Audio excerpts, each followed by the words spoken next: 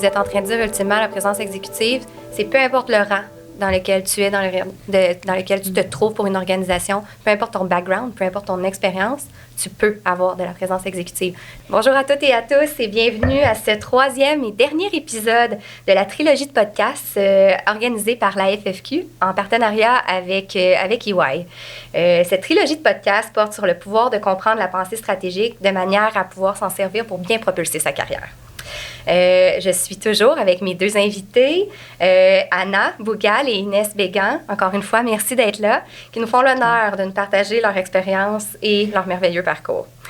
Dans l'épisode 2, nous avons abordé la prise de risque. Nous avons discuté des avantages de sortir de sa zone de confort et également de la perception de l'échec. Comment le voir de façon positive, chose que vous avez réussi à faire, mesdames, avec brio, et comment apprendre de ça et grandir de ces échecs par la suite pour pouvoir mieux rebondir. Pour ceux et celles qui n'ont d'ailleurs pas écouté les épisodes précédents, l'épisode 1 et l'épisode 2, je vous encourage fortement à le faire via nos différentes plateformes de diffusion de podcasts, le site web de la FFQ, www.ffq.org, ou notre chaîne YouTube également. Maintenant, notre thème numéro 3, on veut vous partager des trucs et astuces pour bien développer sa présence exécutive. Et on a la chance d'avoir deux femmes avec des parcours qui vont pouvoir bien nous résumer la chose, nous expliquer comment c'est important de oser prendre sa place, de savoir miser sur l'influence qu'on peut avoir, puis nous donner des petits trucs pour savoir bien le faire en début de carrière, puis après ça, pouvoir se développer par la suite. Donc, Anna, j'aimerais ça t'entendre sur, peut-être pour commencer, c'est quoi tout simplement la présence exécutive pour toi? Je trouve que c'est super intéressant, en fait, d'aborder un sujet similaire pour la relève, parce qu'on a toujours tendance de se dire la présence exécutive, c'est juste exclusif aux exécutifs en tant que tel. Donc, je pense que c'est quelque chose, en fait, qui se pratique à tous les niveaux, comme pour le leadership, comme pour la pensée stratégique qu'on avait couvert dans la première partie. Selon moi, je pense que chacun a sa propre définition de ce que c'est que la présence exécutive. Moi, comment je fais pour la définir? Je me projette un peu, disons, dans 3 ans. Je m'en vois déjà là, puis je me dis, qu'est-ce que je pourrais développer d'ici là? Donc, pour justement avoir cette présence à laquelle j'aspire. Et donc, pour moi, quelqu'un qui dispose de cette présence, c'est quelqu'un, par exemple, qui a d'abord à cœur le volet humain, au cœur de toutes ces politiques. C'est super important d'avoir ça. C'est quelqu'un aussi qui aspire confiance, qui vous donne confiance je pense que la confiance, c'est vraiment dans le double sens. Puis, je trouve que c'est super important aussi que cette personne possède des compétences qui sont un peu développées en matière de communication, parce que je pense que depuis le début de la pandémie, on a vu aussi des discours là au quotidien qui proviennent de nos leaders, parce que c'est super important d'avoir une consistance au niveau de votre présence pour justement toujours inspirer vos employés. Je trouve aussi que c'est super important aussi d'avoir une vision. Et bâtir aussi des relations maintenant, sur cette base, justement, parce qu'il y a des choses, justement, toujours dans l'approche win-win dans le futur. Puis, je trouve que c'est quand même quelqu'un qui connaît bien son staff, qui connaît bien le potentiel qui est autour de lui. Et je pense que c'est quelqu'un aussi qui va vraiment essayer de puiser, disons, le potentiel à 90% au moins là, dans chaque personne. C'est-à-dire, si je vois, par exemple, quelqu'un qui a un potentiel, je vais certainement le mettre à la bonne place, at the right time, of course. Mm-hmm. Donc, c'est vraiment dans cette perspective-là que je pourrais définir ce que c'est que la présence exécutive, selon moi. Mais comme je vous ai dit, c'est vraiment quelque chose qui dépend de chacun. Et je trouve que la question que moi, personnellement, ça m'a toujours interpellée, c'est: est-ce que vraiment la présence exécutive est quelque chose que, est-ce que c'est quelque chose d'inné ou c'est quelque chose d'acquis? Moi, je trouve que c'est vraiment une combinaison des deux, parce que je trouve qu'un talent sans travail, c'est une mauvaise manie, comme on disait le vieil adage. Fait que c'est super important aussi de garder, disons, cet optimisme, de se dire, OK, peut-être que vous n'avez pas eu des opportunités pour prouver un peu plus votre présence exécutive, donc l'autre bout qualitatif. Donc, je pense que c'est vraiment dans cette perspective qu'il faut aussi se poser des questions et se dire comment je pourrais développer ma présence exécutive. Donc, voir vraiment la personne à laquelle je souhaite, disons, me développer, donc vers laquelle je souhaite me développer dans le futur. et par exemple, me reconnaître aujourd'hui à tenter, donc quels sont les skills qui me manquent pour atteindre ce niveau-là. Et donc, je pense qu'en listant les affaires qui nous manquent, c'est là où on part vraiment négocier, avec, disons, les gens au pouvoir, disons, les gens qui ont de l'influence. Donc, notamment, je parle plus des sponsors, par exemple, de leur fournir, en fait, tout ce dont vous avez besoin. Parce que ce que ça fait, quand on ait des telles discussions, c'est vraiment d'avoir... de semer une certaine appartenance aussi à la compagnie. Donc, c'est vraiment... Moi, je dirais, c'est comme ça que je me dirige, parce qu'avant, quand j'avais vraiment pas ma place là pour mettre en place, par exemple, tout ce qui relève de l'aspect exécutif, j'avais toujours de la misère à me dire je pense que je suis pas vraiment à la bonne place. Donc, je partais pas vraiment voir les bonnes personnes pour leur demander ou pour parce qu'il y a quand on travaille dans des grands organismes aussi, c'est-à-dire qu'il y a vraiment plusieurs possibilités. Donc, vous ne serez pas nécessairement lié, disons, juste à votre place. Donc, il y a aussi la notion de mobilité à mettre en place. Donc, la notion de mobilité, je pense, c'est des compagnies où on veut vraiment, dans chaque compagnie, on souhaite vraiment garder du potentiel. Donc, des talents à l'intérieur. Donc, la notion de mobilité, je pense que ça m'a beaucoup aidée, personnellement. Donc, et ça m'a permis aussi de nommer mon ambition. Et quand on nomme notre ambition, on a comme des conversations un peu plus avec notre sponsor, puis on regarde en fait ce qui nous manque pour aller de l'avant. On dirait que tu nommes plusieurs caractéristiques qui me font penser vraiment au rôle d'un leader. Est-ce que tu associerais présence exécutive à leadership, par exemple? Est-ce que pour toi, c'est quasiment synonyme ou... Pour moi, je dirais, la présence exécutive, c'est... Moi, je dirais... Moi, j'ai eu vraiment le grand plaisir de rencontrer des gens qui n'ont pas vraiment des rôles de gestionnaire, je peux dire. Ils ont décidé de ne pas être des gestionnaires, mais ils ont beaucoup d'influence au sein de la compagnie. Je pense qu'il faut aussi qu'on normalise ça, parce que c'est pas tout le monde qui veut vraiment devenir un exécutif ou c'est pas tout le monde, en fait, qui veut vraiment avoir un rôle de gestion. Je pense que quand j'ai croisé quelqu'un qui a 20 ans d'expérience, qui a beaucoup d'influence technique, et tout le monde, c'est quelqu'un, en fait, qui a vraiment un rôle qui pèse vraiment sur la table, j'ai appris ça un peu tardivement, mais j'ai appris aussi à normaliser ça, donc on revient un petit peu en arrière pour dire qui nous sommes pour de vrai. Je pense que la notion d'épanouissement, elle est très importante. C'est un facteur indispensable là, pour décider de notre carrière. Je trouve que c'est tellement pertinent quand tu dis ça parce que, tu sais, un peu comme quand on parlait des enjeux politiques, on dirait que chaque fois qu'on dit présence exécutive, on pense toujours au C-suite, on pense toujours au senior management.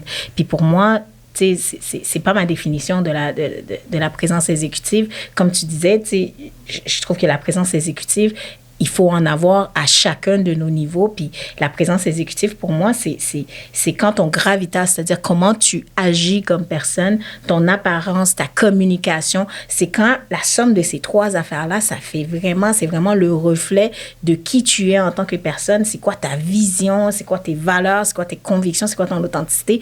Pour moi, c'est, en gros, là, quand tu es capable de prendre comment j'agis, mon gravitas, comment j'apparais, puis comment je communique ça, tu es capable de mettre un X avec ça sur tes valeurs, ben tu dégages naturellement une présence que moi, j'appelle une présence exécutive. Puis, tu peux la dégager en étant un analyste qui vient de commencer dans ton cabinet, quelle que soit la taille de ton cabinet, tu peux la dégager en étant une directrice principale finance comme moi qui va parler au conseil d'administration ou des choses comme ça, ou tu peux la développer en étant juste, comme tu dis, dans ton rôle technique. Mais l'essentiel, c'est justement que tu sois capable de faire cette introspection-là de OK, comment j'agis comme personne, comment j'apparais comme personne, comment je communique qui je suis. Est-ce que tout ça, ça reflète vraiment qui je suis? Est-ce que ça reflète vraiment où est-ce que je veux porter ma carrière? Mais si tu es capable de répondre à cette question-là, puis que ta réponse est oui, ben, de manière innée, tu as de la présence exécutive, puis tu vas réaliser que tu as de l'influence sur les personnes autour de toi. Donc, pour moi, c'est très, très important quand on parle de présence exécutive, comme tu dis, de normaliser le fait qu'on n'est pas en train de parler de seulement les personnes qui veulent devenir des leaders ou qui veulent aller dans le senior management, quel que soit le domaine dans lequel on est, parce que, ben, sincèrement, ça en prend des personnes comme ça, mais ça en prend aussi des personnes qui sont capables d'être des figures de l'ombre, j'ai envie de dire, ou qui sont capables d'être en support. Donc, à tous les niveaux, c'est vraiment de développer ça. Moi, je trouve que c'est vraiment important de prendre le temps de normaliser ça, puis vraiment de réaliser qu'avoir de la présence exécutive, c'est vraiment trouver moyen d'être sur mon X, que tout fit ensemble, et fit avec la personne que j'ai le goût d'être. C'est intéressant, honnêtement, parce que vous êtes en train de dire, ultimement, la présence exécutive, c'est peu importe le rang dans lequel tu es, dans lequel tu te trouves pour une organisation, peu importe ton background, peu importe ton expérience, tu peux avoir de la présence exécutive. Tu peux influencer tes pairs, tes collègues, peu importe l'âge. Il n'y a pas d'âge, dans le fond, à la présence exécutive. C'est un peu ce qu'on est en train de dire. C'est quand même intéressant. Je pense qu'en termes de définition, c'est clair. Maintenant, j'aimerais peut-être vous entendre sur des exemples concrets pour la jeune relève qui nous écoute, des gens qui commencent dans leur carrière. Comment on arrive, si pour nous, ça ne semble pas réellement si clair que ça, comment j'arrive à la mettre en place, cette présence exécutive-là? Est-ce que vous auriez des conseils à donner? Ou si vous en aviez un à donner, ce serait quoi? Moi, j'ai plusieurs conseils, en fait. Allons-y, on y va avec plusieurs. Non, c'est juste, en fait, je fais un petit peu un petit recul sur cette année. Je pense qu'il y a un an, je me posais vraiment des questions similaires, mais je pense que l'échange que j'ai eu avec mon mentor, ça a été une révélation pour moi. C'est tout ce qu'on a parlé sur la pensée stratégique, les alliés, de l'importance d'avoir des alliés aussi dans son organisme, de l'importance aussi de prendre des risques, parce que si le grand risque de ne pas prendre des risques aussi. Fait que je pense que pour moi, super important de se connaître. J'insiste aussi sur se connaître, parce que je pense que c'est quelque chose qu'on avait mentionné, je pense, dans les 3 épisodes. Et deuxième des choses, c'est leverager sa voix. Parce que j'ai l'impression que je pense que chacun de nous a des obstacles, des biais cognitifs. On s'inflige juste des biais envers nous-mêmes. Moi, je pense que j'ai eu la chance disons, de participer ou de représenter mon secteur dans l'événement numérique au féminin. Puis j'ai appris beaucoup de choses justement sur les biais cognitifs, donc que personne nous applique, c'est juste en fait envers nous-mêmes. Donc il faut vraiment bien se connaître, bien connaître aussi ses capacités, ses forces. Ayez confiance en vous, c'est super important. Puis c'est très très important pour moi aussi d'avoir une relation mentorale. Donc essayez d'en demander. Donc demandez à des personnes avec qui vous sentez qu'il y a quand même un match entre vous. Que ce soit vraiment au niveau de travail, que ce soit vraiment à l'externe. Par exemple, il y a des programmes, disons, de mentorship qui sont proposés via la FFQ. Il y a aussi cette notion de prise de risque qui est super importante. Donc, il faut toujours la garder. Suivre aussi sa voix intérieure des fois. Donc, il y a toujours, moi je dis toujours, la voix intérieure, il faut quand même la doser avec une certaine concertation. Donc, je viens toujours utiliser mes conseillers avant que je prenne une décision. Mais je pense qu'il n'y a pas mieux qu'une personne qui va vous connaître que vous-même. Il y a aussi la notion de, faut vraiment que vous sachiez ou vraiment prendre vraiment en main sa carrière. Je trouve que ça, c'est super utile, en fait, de le savoir, parce que mon début de carrière, j'étais comme, je laissais comme des gens décider pour ma carrière. Maintenant, je fais plus ça. Donc, je pense que c'est très important aussi d'avoir un agenda de son côté. Et en se basant toujours, en fait, parce que ce qui se passe, c'est que vous commencez à travailler à tous les jours, vous êtes un peu drainé par votre travail, puis après, en fait, vous perdez vraiment de visibilité sur ce que vous avez déjà écrit, en fait, comme outlines. Donc, je trouve que c'est super. C'est vraiment l'objectif aussi de la relation mentorale. Je reviens un peu là-dessus. Parce que c'est comme des récurrentes mensuelles dans lesquelles on te ramène à tes objectifs. Puis, faut pas... You should not lose sight of it. Donc, c'est super important, en fait, de garder la tête haute aussi. Je pense que c'est un conseil qui m'a été donné quand j'ai switché, avant de switcher à la BNC par un consultant. Garder la tête haute, parce qu'on a parlé justement de la notion d'échec, etc. Je pense que c'est super important de se garder ça, parce que la vie, c'est des hauts et des bas, mais il faut toujours être fier de ce que nous avons accompli et toujours, bien sûr, voir de l'avant. Il ne faut pas se focaliser, en fait, sur le passé. Puis je pense que c'est pas mal ça, vraiment, ce que j'ai en tête, ce que j'ai retenu aussi au fil de cette année. Ouais. Donc, c'était vraiment une année riche, mais je tenais vraiment beaucoup à partager tous ces conseils, comme si vraiment je parlais à Anna il y a 3 ans. Ce sont de très beaux conseils. Toi, Inès, si tu avais à en donner. Moi, je suis très pragmatique dans ma vision de la présence exécutive. Je suis très pragmatique et très pratique. Donc, moi, concrètement, ce qui m'aide, c'est d'être capable d'avoir c'est d'être capable de faire quelque chose pour chacune des buckets de ce que je trouve qui aide à ma présence exécutive. Donc, moi, par exemple, Inès, on en a parlé au début, j'aime ça apporter de la joie au travail, j'aime ça être de bonne humeur. Donc, j'y vais toujours. L'une des premières choses que je fais chaque journée avant de commencer, c'est vraiment d'y aller comme Inès, ta tête, ton cœur et ce que tu vas dire, est-ce que les trois y fit?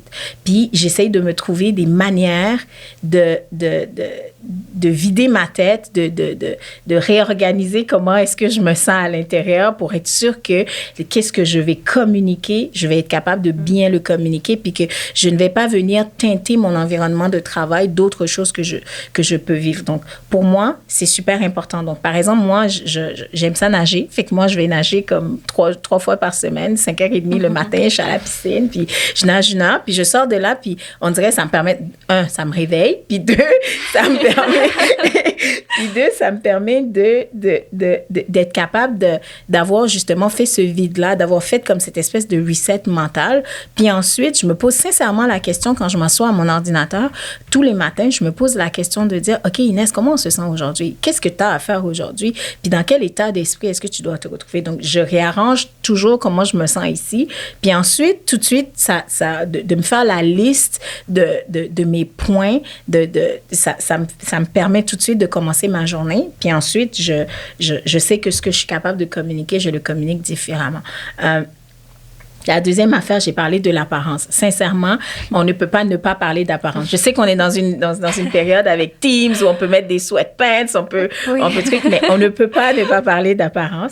Puis, je me suis retrouvée à un point de ma carrière, j'ai une très bonne amie à moi qui m'a dit, Inès, t'es vraiment bonne. Puis, tu me dis que tu as de belles aspirations dans ta carrière, tu veux devenir CFO, tu veux avoir un impact, c'est à ça que tu es appelée. Mais sincèrement, quand je te vois, je ne vois pas ça. Donc, moi, personnellement, je suis allée investir dans ça parce que je savais que j'avais plus de difficultés. J'ai payé quelqu'un de l'argent pour qu'on puisse me dire, Inès, tu devrais t'habiller comme ça, tu devrais pas mettre ça et tout. J'ai payé quelqu'un pour le faire. Puis, c'est peut-être pas ça pour d'autres personnes. C'est peut-être la diction. C'est peut-être de dire, OK, mais moi, je vais aller prendre un cours pour être capable de bien communiquer clairement mon message. Peut-être que ça va être dans la force de ma voix, de comment est-ce que ma voix sort. Peut-être que moi, j'ai besoin d'aller travailler ça. Ça va peut-être, ça peut être plein d'autres choses. Ça va peut-être être d'aller faire un tour chez un coiffeur qui te dise comment te coiffer, je sais pas. Mais je trouve que c'est super important de quand même investir dans quelque chose de concret. Quand on parle de présence exécutive, il y a le mot présence, c'est être présent à quelque chose. Donc, je trouve que c'est super important d'investir concrètement dans quelque chose comme ça. Puis, le troisième côté qui est vraiment important pour moi, puis qui fait le tout avec notre présence exécutive, c'est la communication. C'est d'être capable de communiquer clairement. Puis chacun a ses outils. Il y a plein de podcasts, il y a plein de TEDx qu'on peut utiliser, qu'on peut écouter. Mais moi, je sais que, par exemple, pour être capable de communiquer clairement, mais j'arrive à un meeting, j'aime ça arriver quelques minutes à l'avance dans le meeting. Ça me permet de me déposer. J'aime ça faire des points dans mon meeting, de me préparer à l'avance. Donc, c'est de trouver ces petits points-là qui vont venir donner ce petit edge-là à notre communication, qui vont nous permettre d'être juste plus à l'aise. Donc, moi, c'est quelques exemples. Mon day-to-day ressemble à ça. C'est ça que je fais souvent. Ouais. Et je le dis, puis j'espère que, tu sais, des personnes autour vont entendre des choses puis vont se dire, mais peut-être que moi, je pourrais aller essayer ça. Mais c'est vraiment de voir, je le répète, mon gravitas, comment j'agis, comment j'apparais, comment je communique. Est-ce que les trois, ça fit ensemble avec qui je suis? Puis c'est de voir dans chacun des aspects, qu'est-ce que je peux aller faire concrètement? Je pense que si on essaye de voir un peu, on se documente sur qu'est-ce qu'on peut faire pour chacune de ces sphères-là, bien, on trouve des choses concrètes qu'on est capable de faire.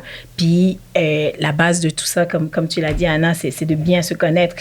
Si on commence par le fait qu'on est vraiment ancré en qui on est authentique, on sait qui on est c'est quoi nos valeurs, on sait c'est quoi nos limites, on sait c'est quoi nos points forts, c'est quoi les points qu'on a à travailler, bien, c'est beaucoup plus facile de dire, mais comment je conjugue ça pour pouvoir pour pouvoir m'emmener plus de moi, pour pouvoir être plus présente aux personnes que je rencontre. Je trouve ça super intéressant, en fait, que tu parles ou tu abordes le sujet d'apparence. Je pense que c'est comme un tabou, là, dont on ne parle pas assez souvent.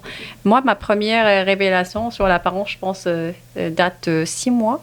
j'ai eu la chance de rencontrer à l'interne une personne, toujours dans l'objectif, en fait, d'élargir un peu mon réseau interne.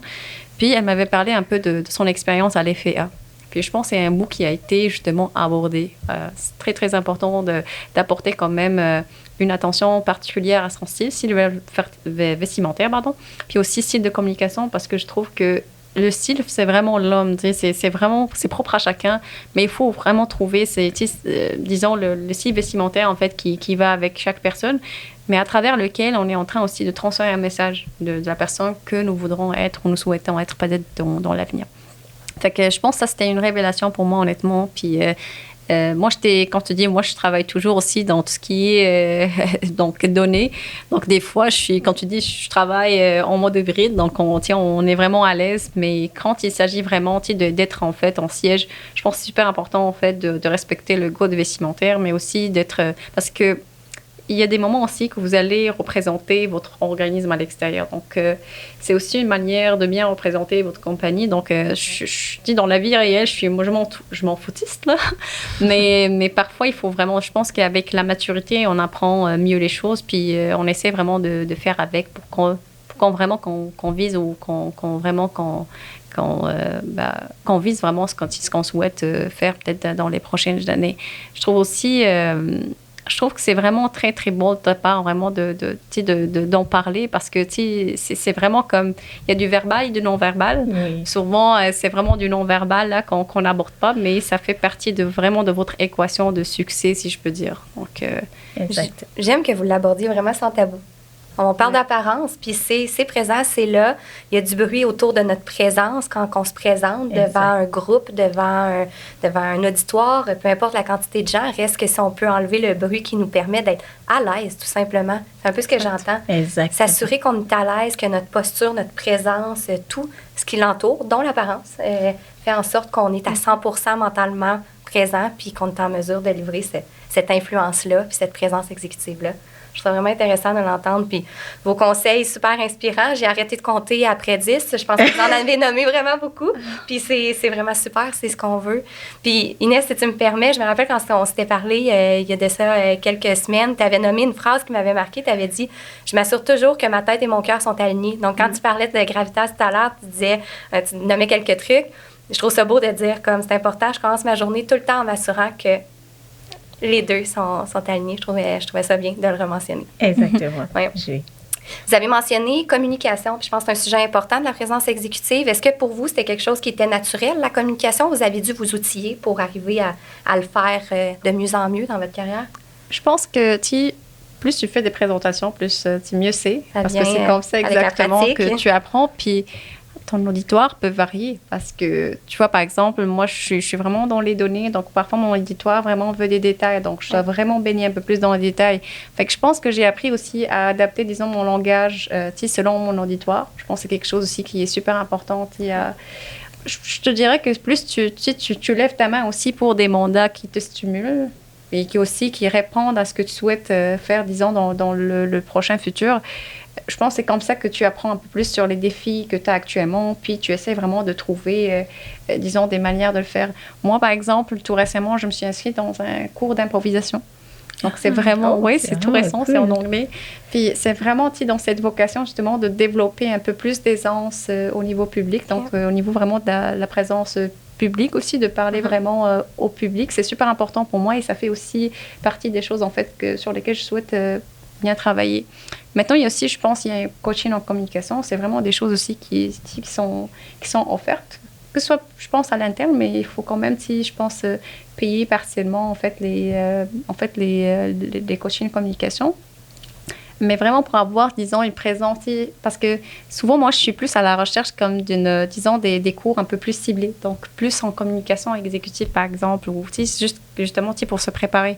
Mais j'ai vraiment de la difficulté, en fait, à en trouver, disons, à Montréal ou vraiment ailleurs. Je trouve que c'est plus, on se met aussi à l'écoute dans notre entourage, plus on a vraiment des conversations avec des gens qui sont plus des exécutifs, plus mieux c'est pour moi, parce que c'est comme ça aussi que je commence à regarder les différents styles, mais bien sûr, chacun a son propre style. Moi aussi, j'aurai mon propre style un jour. Et donc, c'est vraiment, je suis quelqu'un vraiment qui essaie toujours de tirer profit, en fait, de son entourage. Donc, j'essaie vraiment, de garder les oreilles ouvertes, puis vraiment, juste d'apprendre un peu sur les gens, de leur poser aussi des questions. Donc, d'où même au niveau du podcast, par exemple, que je faisais, je prenais toujours un petit moment, en fait, avec les gens, juste pour leur poser mes questions personnelles. Comme ça, j'apprends. Puis, je me rappelle très bien, j'avais eu la chance de rencontrer quelqu'un qui est justement un premier vice-président.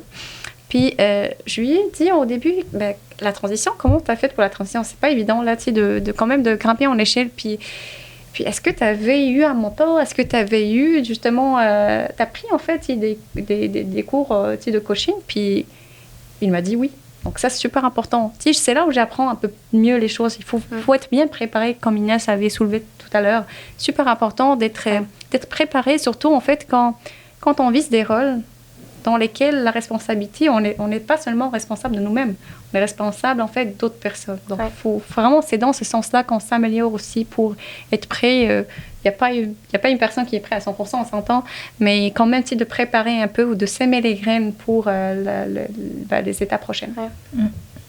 Tu as parlé de plusieurs outils puis de l'importance d'être bien entouré, Anna, puis ça vient avec le fait, je pense, l'importance de développer un réseau fort. Puis j'aimerais peut-être ça t'entendre, Inès, là-dessus. Ultimement, comment on arrive à développer un bon réseau pour être en mesure de, encore une fois, faire valoir la présence exécutive, son influence, son rôle dans une organisation. J'aimerais peut-être qu'on puisse conclure là-dessus, puis ça permettra de faire un beau lien avec la FFQ, puis avec les différentes possibilités de réseauter que ça, du moins personnellement, moi, ça m'a apporté. Exactement. Écoute, le premier conseil que je donne à toutes les personnes qui nous écoutent, c'est venez à la FFQ. Vous allez développer un réseau. Mais je trouve que sincèrement, c'est une des très bonnes premières étapes. Tu sais, on a parlé de beaucoup de choses, puis il y a beaucoup des choses qu'on a dites que souvent, qu'on peut se retrouver, on peut se dire, ah, mais je ne sais pas comment aller commencer ou j'ai peut-être pas le courage de le faire. Donc, de juste se retrouver dans un environnement qui sert un peu comme d'incubateur, un peu comme la FFQ, où on trouve des personnes du même niveau que nous, des personnes qui ont eu le même parcours que nous, qui ont eu un parcours différent, où on s'expose à cette multiplicité-là de rôles, de positions, de possibilités. Je trouve que c'est un excellent premier step. Donc, pour moi, développer son réseau, c'est commencer par ça, commencer par trouver justement cette organisation-là où vous allez vous sentir assez à l'aise, où vous allez avoir de tout niveau, de tout gabarit pour être capable de trouver des petits styles, des petites affaires que vous allez aller chercher chez tout le monde. Pour moi, c'est le premier point. Le deuxième, comme je vous ai dit, j'ai fait tranquillement tout au long de ma carrière, c'est de trouver vos stakeholders dans votre compagnie. C'est de trouver les 3 personnes qui vont vous emmener à plus de succès. Donc, c'est de commencer dans votre compagnie, d'essayer de trouver ces personnes-là. Je trouve que c'est super important, la triade dont Anna a parlé, d'avoir ses conseillers, son mentor, son sponsor, de prendre le temps de trouver ça aussi. Donc, de trouver une formule qui va fonctionner. Puis, troisièmement, tu sais, on a dans le filigrane de tout ce qu'on a dit jusqu'à date, c'est à la fin, c'est se connaître, mais savoir communiquer qui on est. Puis ça me fait revenir au point dont tu parlais tantôt de la communication. Bien, c'est tellement important de communiquer. Communiquer avec votre entourage, communiquer, pas juste votre entourage professionnel, communiquer autour de vous. Allez voir, tu sais, prenez la peine tu sais, ça peut peut-être commencer par quelqu'un qui est plus introverti comme mon conjoint. Prenez la peine de dire bonjour à tout le monde quand vous arrivez dans un meeting. Et tout, comment vous allez? Tu sais, ça peut être ça, mais de juste prendre le temps, communiquer. Plus on communique, plus qu'on va vers les gens, bien, plus on a l'opportunité de créer des liens, plus on a l'opportunité d'apprendre, plus on a l'opportunité de se développer, de se découvrir, puis plus, bien, l'appétit vient en mangeant, puis on apprend, puis on progresse, puis on se rattache à des organismes comme la FFQ, on se rattache à d'autres personnes, puis on grandit, puis on s'épanouit. Donc, pour moi, c'est prendre le temps de communiquer au milieu de tout ça. Honnêtement, moi, personnellement, j'aurais bien aimé entendre parler de la notion de réseau avant, quand je suis venue ici pour la première fois au Canada. Parce que j'avais vraiment, quand je parlais un peu du saut dans l'industrie, j'avais quand même de la misère à trouver une bonne chaussure, disons, à mon pied. Ouais. Fait que c'est là où j'ai commencé un petit peu à comprendre que ça fonctionne ici plus par réseau. Et je vais juste être très honnête avec vous, pour mes deux jobs, je pense que c'était juste des applications par réseaux sociaux. Donc, c'était toujours via LinkedIn ou Indeed ou whatever. Donc, je trouvais que c'était un peu désolant, parce que, bon, peut-être le fait que j'étais plus en recherche et développement, donc j'avais pas non plus cette visibilité, en fait, sur les choses, en fait, qui nous entourent. Maintenant, je pense que l'une des forces, je pense, c'est d'avoir vraiment une communauté, un réseau à Side. Je trouve que c'est super important d'avoir, en fait, deux réseaux. On a parlé un peu de réseau interne. C'est super important de l'avoir parce qu'on ne sait pas, en fait, la vie, ce que la vie, en fait, nous réserve en termes d'opportunités aussi. On peut évoluer, en fait, dans la même compagnie. Mais aussi le volet réseau externe. Mm-hmm. Je pense plus à la FFQ, bien sûr, parce que la FFQ, en fait, nous présente une opportunité justement de croiser des gens dans l'industrie, justement, de finance, ce que je trouve vraiment très, très intéressant. Donc, chacun, même dans les activités de réseautage, moi, j'y assiste souvent, justement, pour, disons, me challenger, parce que, justement, j'étais un peu, dans ma bulle au début, mais je me suis dit que c'est comme ça qu'on va quand même socialiser avec les gens, c'est comme ça qu'on va élargir notre réseau, c'est comme ça aussi qu'on va apprendre des nouvelles choses.